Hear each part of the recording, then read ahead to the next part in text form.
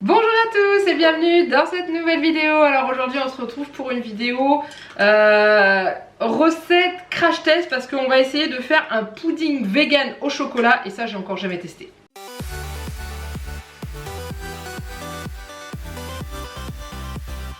Donc c'est une recette que j'ai découvert sur un Instagram quand j'avais fait un live sur les comptes Instagram de cuisine, et en fait en regardant on était tombé sur le compte Instagram de Letty's Pâtisses et on était tombé sur un pudding vegan au chocolat dessus, et il y a une de mes modératrices, Pauline, qui l'a testé et qui m'a dit que c'était super bon, qu'il fallait impérativement que je teste et tout. Donc du coup je me suis dit, quitte à le tester, autant le faire en vidéo avec vous et voir ce que ça va donner et vous dire ce que j'en ai pensé.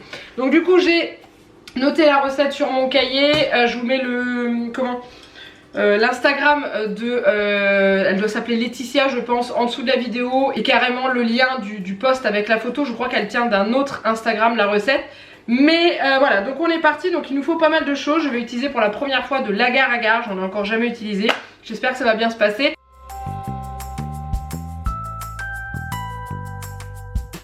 Donc pour réaliser ce pudding vegan au chocolat, il va nous falloir 500 ml de lait de coco, 200 ml d'eau, 70 g de sucre, alors 45 g de cacao, alors je pense que c'est du cacao amer, et 4 cuillères à soupe d'eau. Donc en gros on va mélanger le cacao dans l'eau pour obtenir une espèce de pâte de cacao.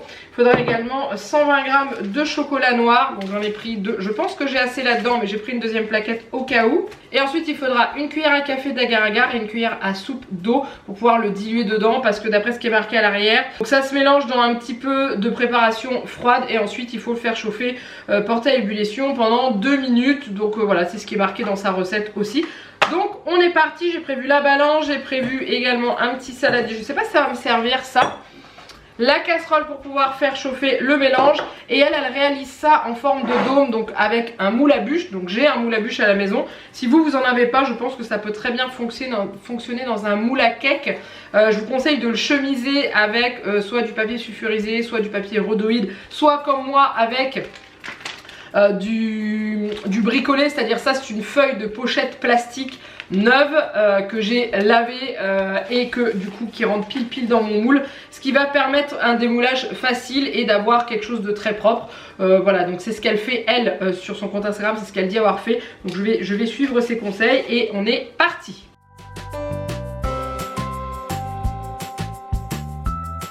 Faire chauffer le lait, l'eau et le sucre. Donc je vais verser le lait directement dans ma casserole. J'adore l'odeur du lait de coco.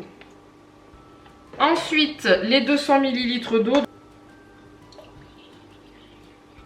Donc le sucre, il nous faut 70 g.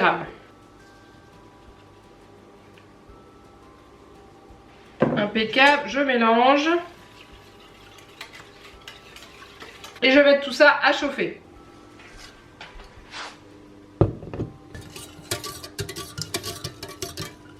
Ensuite, elle indique rajouter la pâte de cacao. Donc on va la faire. Donc il nous faut pour cette pâte de cacao 45 g de cacao. Je suis pas sûre que ce soit assez grand ça. Je vais prendre la taille au-dessus. Parce que le cacao amer c'est hyper léger en fait. Donc du coup, il va m'en falloir pas mal. Et il faut 4 cuillères à soupe d'eau.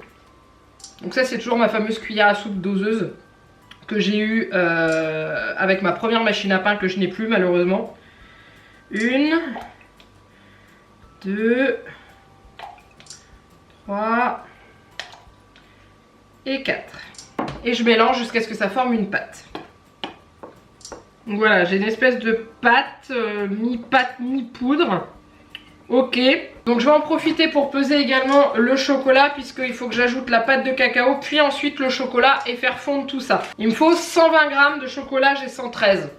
Honnêtement, je vais pas ouvrir un paquet juste pour quelques grammes, donc je vais faire comme ça. Je vais préparer la poudre d'agar-agar dans un petit récipient d'eau. Enfin, dans un petit récipient, je rajouterai l'eau à la dernière minute. Mais je vais le préparer comme ça, ça sera déjà fait. Donc il faut une cuillère à café. Donc je vais voir ce que ça représente une cuillère à café, j'en ai aucune idée. Donc c'est une espèce de poudre, je connais pas du tout, enfin je connais de nom mais j'ai jamais testé. Et bah écoutez, pour information, une cuillère à café d'agar-agar, c'est un sachet. Voilà, comme ça au moins vous le savez. Vous n'avez pas besoin de vous embêter. Une cuillère à café, ça représente un petit sachet de 2 grammes. Alors j'ai tout préparé ici. Donc la dernière fois j'avais fait ma recette, j'avais mis une plaque de cuisson sur le bar. Mais là j'ai ma yaourtière qui est branchée sur la seule prise que j'ai. Donc on va faire ça ici. Donc là j'ai mon lait qui est en train de chauffer. Donc du coup je vais ajouter la pâte de cacao. Je vais mélanger. Donc là je pense qu'on est pas mal. Et ensuite on ajoute le chocolat. Et on fait fondre. Donc je vais mettre un petit peu plus fort pour que ça fonde. Et une fois que tout est fondu, on viendra ajouter l'agar-agar. En tout cas, je peux vous dire une chose, c'est que ça sent bon la noix de coco et le chocolat. Voilà, je pense que mon chocolat est bien fondu. Donc du coup, je vais mélanger l'eau avec l'agar-agar ou l'agar-agar avec l'eau, comme vous voulez. Et ensuite, je vais l'ajouter à la préparation et il faut porter à ébullition et laisser bouillir pendant 2 minutes tout en remuant. Donc c'est parti.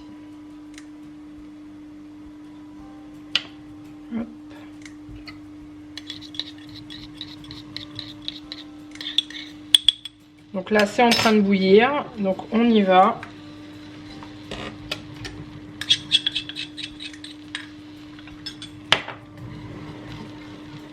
Donc là je vais mettre 2 minutes et je mélange.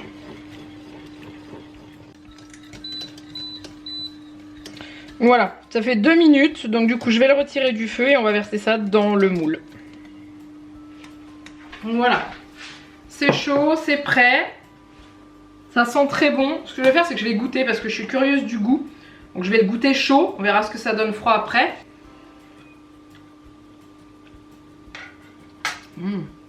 Ah, c'est très bon.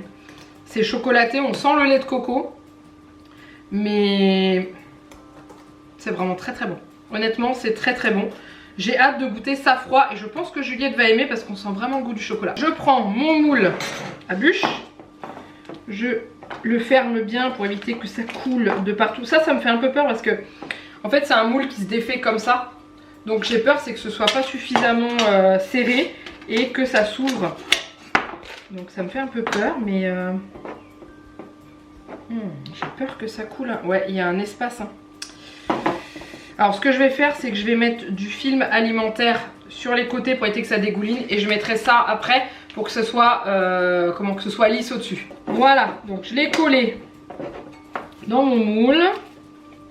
Je mets ensuite dedans ceci pour que ce soit nickel. Hop, donc du coup je vais verser ça, j'espère que c'est assez grand. Et on y va.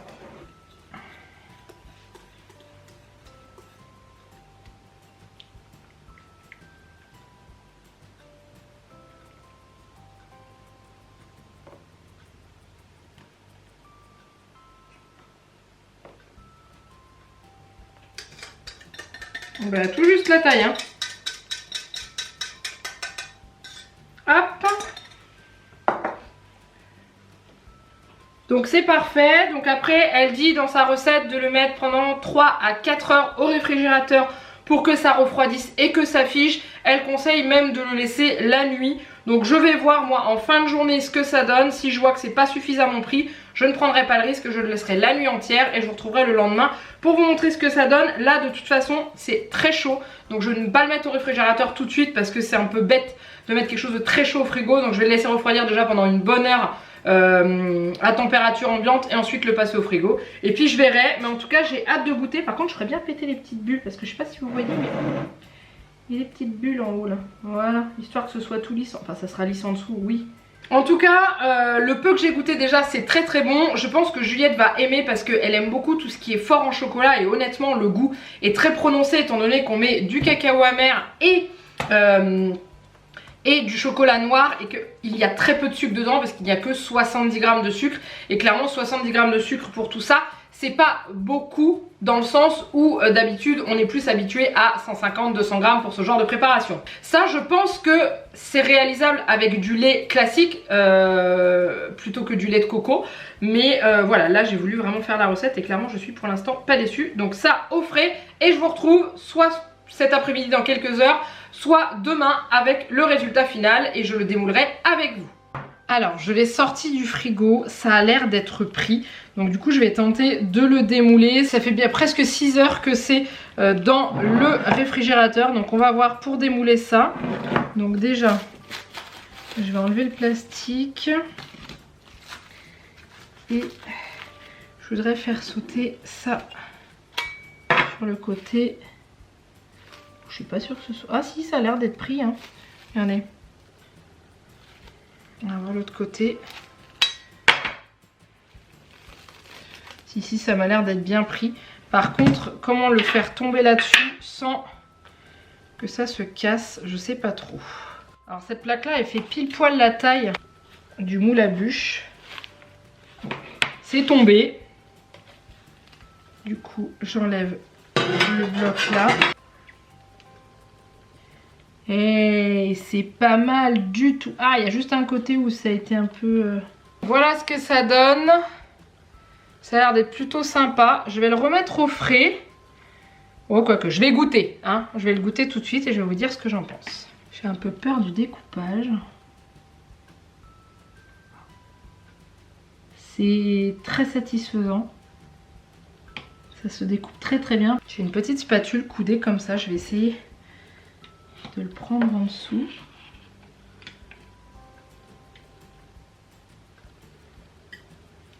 Vous n'avez pas vu le transfert dans l'assiette, mais c'est bel et bien arrivé dans l'assiette. Je vous montre la découpe. Elle est belle, hein. La découpe, elle est vraiment belle. Donc c'est très bien pris, hein. Il n'y a pas de souci. Je vais peut-être passer à l'agar-agar pour réaliser mes gâteaux, clairement, parce que c'est vraiment... ça marche très très bien.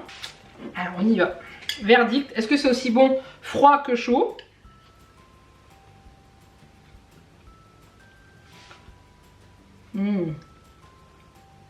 C'est bon. Hein. C'est fort au niveau du chocolat. Je pense que Juliette va adorer. Du moins je l'espère. C'est exactement les goûts qu'elle aime. C'est très très bon. C'est très léger. C'est pas lourd dans l'estomac. L'agar-agar, j'ai l'impression que ça rend moins collant. Ce genre de préparation, c'est vraiment... vous voyez, ça bouge quoi en fait. Je sais pas si vous vous rendez compte, mais vous voyez, c'est vraiment comme de la gelée, mais sans être trop gélifié en fait. Et c'est comme un flan. Et c'est super bon. Ça, c'est le genre de préparation à faire et vous mettez ça dans des pots. C'est génial. Vous avez un flan au chocolat. Super bon. Super chocolaté. Top. Enfin voilà, j'ai pas d'autres mots. C'est top. C'est vraiment délicieux. C'est hyper agréable en bouche. On sent pas énormément le lait de coco. On sent que c'est pas un goût de lait classique. On sent qu'il y a un léger goût de coco derrière, mais ce qui prend vraiment le dessus, c'est le goût du cacao. C'est pas très sucré. Et voilà, je vous mettrai là, si Juliette a aimé. Honnêtement, je pense qu'elle va aimer. Vraiment, parce que c'est délicieux. Et ouais, c'est vraiment très très bon, j'aime beaucoup. Et je le referai sans hésiter, surtout que c'est vraiment très simple à faire. Et voilà, là il est présenté comme ceci. Mais clairement je serais tentée de le faire et mettre ça dans des pots pour faire des petits yaourts. Parce que c'est vraiment top et je me suis régalée. Et voilà, je ferai goûter aussi à Janek bien sûr. Je vous dirai s'il a aimé aussi. Mais c'est vraiment très très bon et c'est très agréable à manger, très agréable en bouche. Bref, je suis convaincue. Et voilà, cette recette est maintenant terminée. J'espère que ça vous a plu. Dites-moi si ça vous a donné envie d'essayer et de tester. Je vous ai dit, la recette est en dessous de la vidéo. Le lien de l'Instagram sur lequel j'ai trouvé cette recette est sous la vidéo. Pauline, tu avais raison, c'est super bon. Donc du coup, bah voilà, j'ai bien fait d'essayer. T'as bien fait de me dire de le tenter le coup. J'ai tenté le coup et je ne regrette pas du tout. Donc ça c'était top. N'hésitez pas à me dire si vous avez aimé cette vidéo là, en la likant bien entendu, en la commentant et en vous abonnant à la chaîne si ce n'est pas encore fait. Moi je vous laisse là, je vous fais plein de gros bisous et je vous dis à très bientôt pour une prochaine vidéo. Bye bye.